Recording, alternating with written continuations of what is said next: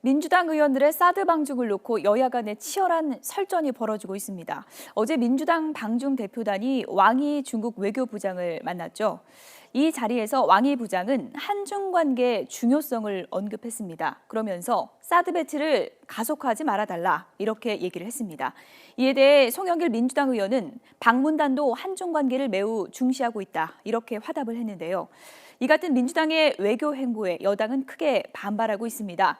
새누리당 정우택 원내대표 어처구니 없는 굴욕 외교라면서 송영길 의원이 저자세 외교를 했다 이렇게 비난을 했고요. 또 개혁보수신당 유승민 의원 민주당의 방중은 매국적 행위라면서 사드에 대한 명확한 당론을 밝혀라 이렇게 꼬집었습니다. 민주당 송영길 의원은 유승민 의원 비판에 대해서 SNS에 글을 남겼는데요. 유승민 의원은 대권 주자라기보다는 어버이연합 수준의 단세포라며 독설을 퍼붓기도 했습니다. 굴욕 외교라는 새누리당과 또 개혁보수신당, 또 정부가 무능하니 우리라도 나선 것이라는 민주당. 지금 사드 방중을 둘러싸고 정치권의 치열한 공방이 계속될 것으로 보입니다. 박광열 기자입니다. 갈라진 보수정당이 오랜만에 한 목소리를 냈습니다.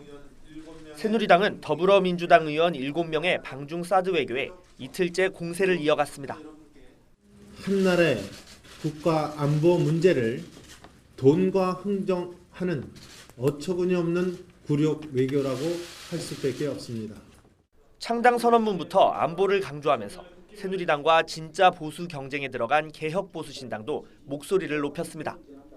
주권 훼손과 매국적 행위라는 발언까지 서슴지 않으면서 민주당과 안보 대립각을 세웠습니다.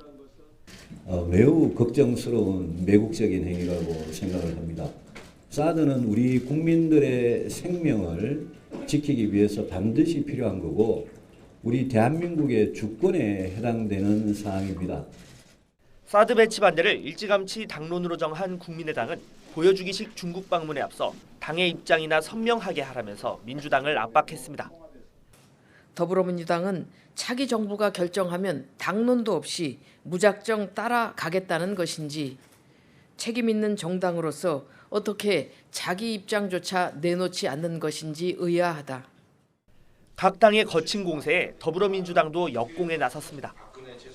중국이 한류 확산을 막고 중국인의 한국 관광을 제한하는 등 보복 조치를 취하는데도 무능한 정부 탓에 정상적인 외교 라인이 붕괴됐다며 소속 의원들의 방중 배경을 설명했습니다. 정부가 하고 있지 못한 걸 야당이 지금 가서 하고 있는데 잘한다고 해야 하지는 못할 망정 사대주의라니요. 또 의원들 외교, 의원 외교 라인, 그다음에 민간 차원의 공공 외교 라인 등 채널이 다양할수록 국익에 도움이 되는 것입니다. 사드 대표단이 중국 정부에 이용당할 수 있다는 우려에 대해 민주당은 사드 찬반 입장을 전달하자는 게 아니라 보복 조치 해제를 중국에 요청하기 위한 방문이라는 점을 강조했습니다. YTN 박광열입니다.